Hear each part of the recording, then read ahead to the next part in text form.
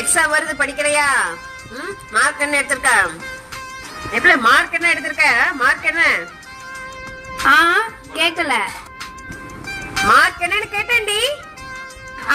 கேக்கல. என்னது? இத்தனை தானே சொல்லிட்டு இருக்கேன், காது கேட்கல. ஏய், ஒண்ணுமே கேட்க மாட்டேங்குமா? காதே கேட்க மாட்டேங்க. நீ வேணா வந்து உட்காந்து பாரு. என்ன சோபால உட்காந்து காது கேட்காத? விடு, எந்தி பாக்கலாம்.